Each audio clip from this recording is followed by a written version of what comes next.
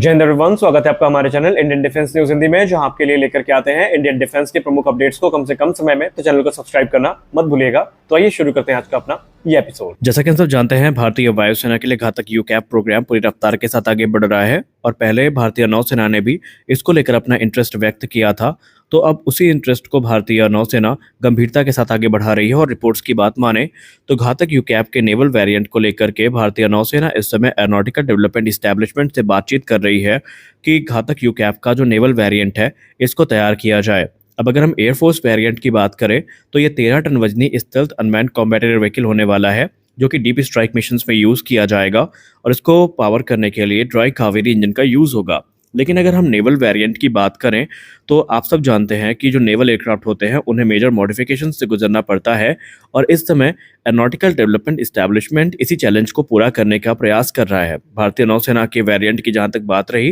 तो इसको लेकर कहा जा रहा है कि नेवल यूज़ के लिए अगर हम इस प्लेटफॉर्म को अडॉप्ट करते हैं तो हमें इसके अंडर कैरेज, लैंडिंग गियर्स और दूसरे पार्ट्स और कंपोनेंट को यहाँ पर एक मॉडिफिकेशन से गुजारना पड़ेगा और हमें उसे रीइंफोर्स करना पड़ेगा और इसके चलते इसका जो टोटल वेट है वो 14 टन से ज़्यादा हो सकता है। यानी एडिशनल हमें 800 से लेकर के 1200 किलोग्राम का जो वेट है वो देखने को मिलेगा और यही सबसे बड़ा चैलेंज है एडीई के लिए कि कैसे वो इसको मैनेज करते हैं। जैसा कि बीतते समय के साथ हम लोग देख रहे हैं कि भारत और रशिया के जो आपसी संबंध हैं वो एक बार फिर से प्रगाढ़ होते नजर आ रहे हैं और इसी बीच स्पुतनिक इंडिया से बात करते हुए रशिया के नेशनल डिफेंस मैगजीन के डिफेंस जर्नलिस्ट और एडिटर इन चीफ इगोर कोरचेंको ने एक महत्वपूर्ण बात करी है। उन्होंने कहा है कि भारत के लिए इस समय सबसे बड़ी प्राथमिकता होनी चाहिए अपने एरोस्पेस डिफेंस सिस्टम को मजबूत करना और उन्होंने कहा जिस प्रकार से इस समय भारत के हालात है और भारत के प्रतिद्वंदी खुद को मजबूत कर रहे हैं, भारत के लिए पहली प्राथमिकता होनी चाहिए कि वो अपने जो एयर डिफेंस सिस्टम है उनको काफ़ी ज़्यादा मजबूत करें और इसके लिए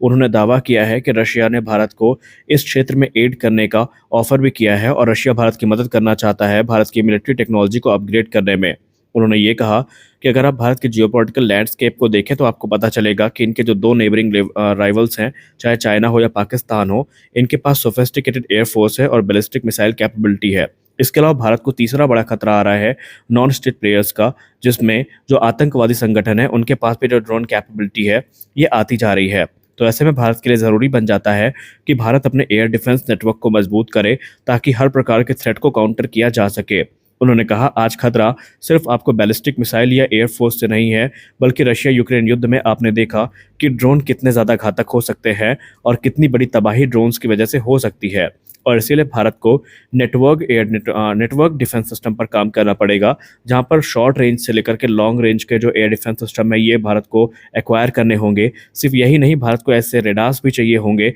जो इन थ्रेट्स को दूर से ही डिटेक्ट कर सके। हाल ही में भारत ने रशिया से S-400 एयर डिफेंस सिस्टम की डिलीवरी ली है, जिसके बाद भारत की जो एयर डिफेंस कैपेबिलिटी ये बढ़ी तो है लेकिन ये काफ़ी नहीं होगी और भारत को इस समय इस क्षेत्र में बहुत ज़्यादा काम करना है ताकि वो अपनी सीमाओं की सुरक्षा को सुनिश्चित कर सके और इसमें रशिया भारत की मदद करने के लिए पूरी तरीके से तैयार है। अगर भारत चाहेगा तो हर संभव मदद जो है वो रशिया की तरफ से की जाएगी। अगली बड़ी अपडेट हिंदुस्तान एरोनॉटिक्स लिमिटेड से आ रही है। हिंदुस्तान एरोनॉटिक्स लिमिटेड ने तेजस मार्क 1 को लेकर के बहुत बड़ा फैसला किया है, जहां पर उन्होंने ये कहा है कि जो F404 इंजन की डिले हुई है और दूसरे कारण जिनकी वजह से बहुत ज़्यादा समय बर्बाद हुआ है उसकी भरपाई करने की तैयारी अब HAL ने शुरू कर दी है और HAL 30 एयरक्राफ्ट प्रतिवर्ष की दर तक बनाने का जो टारगेट है उसको अचीव करने का प्रयास कर रही है। हालांकि अभी इंजन सप्लाई शुरू नहीं हो पाई है लेकिन फिर भी जो एयरफ्रेम्स का निर्माण है वो लगातार चल रहा है और उन्होंने कहा कि बेंगलोर और नासिक डिवीज़न मिलाकर के टोटल 30 एयरक्राफ्ट प्रतिवर्ष की दर तक का जो टारगेट है इसको अचीव किया जाएगा